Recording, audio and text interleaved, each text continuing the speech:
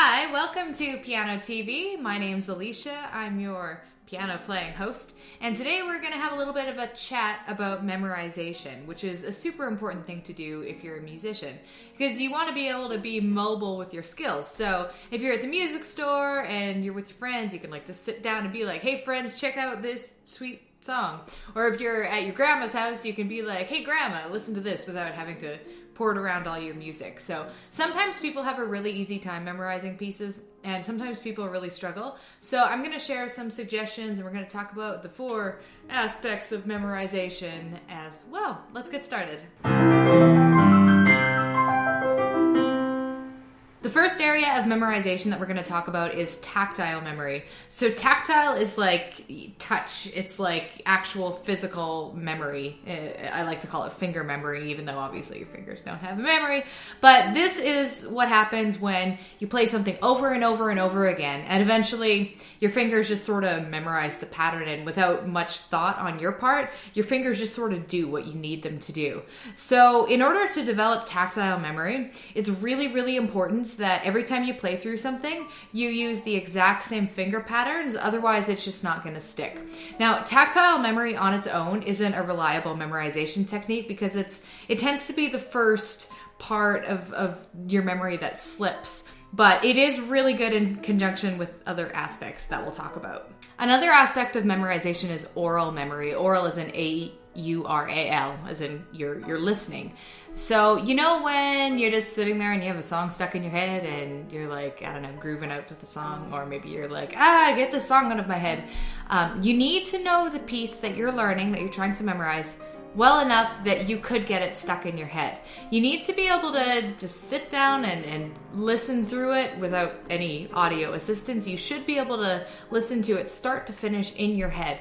If you can't do that, what you need to do is work on developing your aural memory of that song. So that might involve just listening to it lots, maybe following along the score while you do, because lots of pop songs that you get stuck in your head, you've probably heard like a dozen times, or more. So you want to kind of take the same approach. Listen to your piece a lot.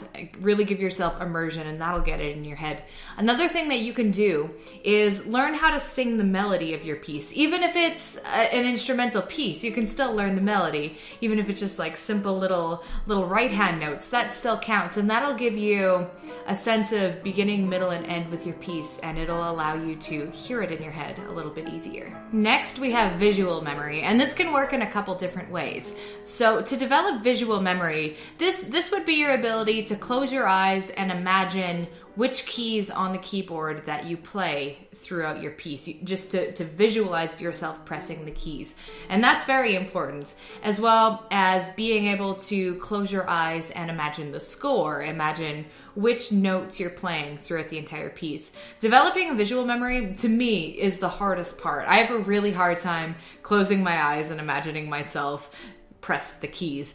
It's really tough. I'm sure it comes more naturally to some people, but this is where I really have to work. But I notice a huge difference when I do, in terms of security, and I'm much less likely to have memory lapses when I practice. The fourth and last aspect of memory is analytical memory, and this is the one that I think is most important to implement right when you're learning a brand new piece. So what analytical memory, it's basically just analyzing a piece before you begin learning it. So instead of sitting down to a piece of music and seeing it as just this endless stream of notes with no sense or order, it's important to see the order in it to find it. So that includes looking through a piece and finding the structure. So which parts are the same, which parts are different, finding patterns with the song structure, as well as looking at more of the minute details, like if there's any rhythmic patterns, any melodic patterns. You want to look and see what chords are used, if there are chords, what the key of the piece is, what the key signature is.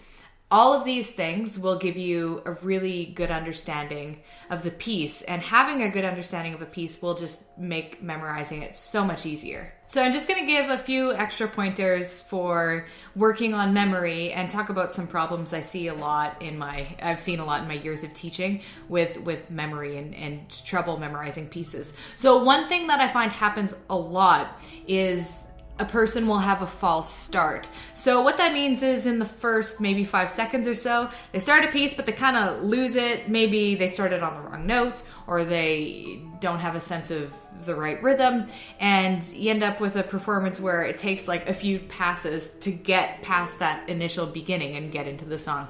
So a few things you can do to prevent this kind of thing from happening is just having your memory of the first 5 seconds of the piece so locked down that you could do it in your sleep. And that's having a mental image of where your fingers start, even taking a few seconds on the bench before you start to get the song in your head, listen to the piece, listen to the rhythm in your head, just so you're not starting and you're like, oh wait, how does my song go again? It just kind of makes it more comfortable. And once you get through those first 5 seconds or so, it's so much easier to just settle into it. It's just, yeah, there's false starts, very common. Very common. So work on those beginnings. Another thing that happens is the right hand usually ends up carrying the melody in piano.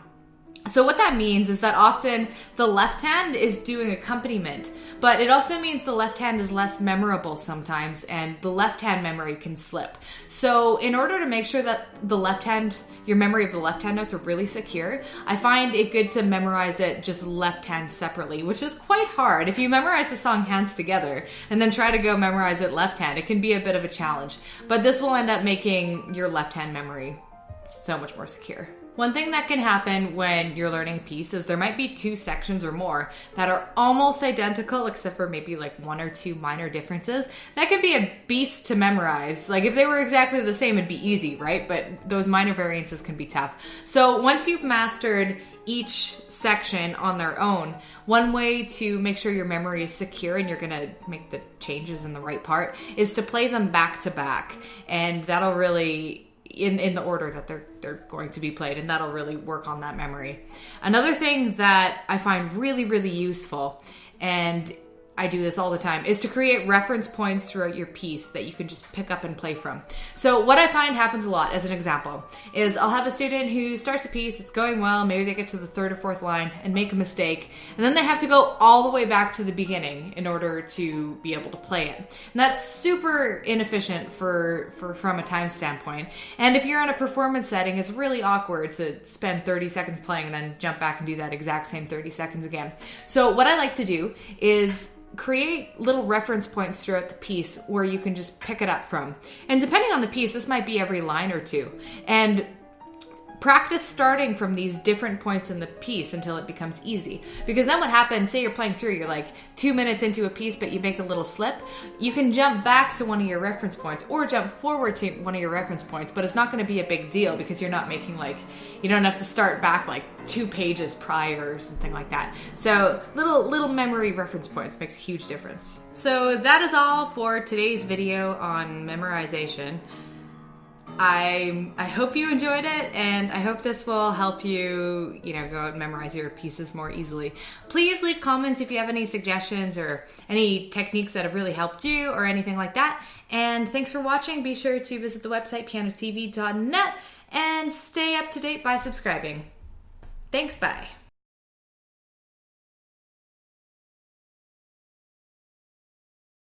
I just recorded a whole take that my cat totally sabotaged every aspect of it. And I almost kept it because she's cute, but no. Sorry, Tsunami. You're not a part of this video.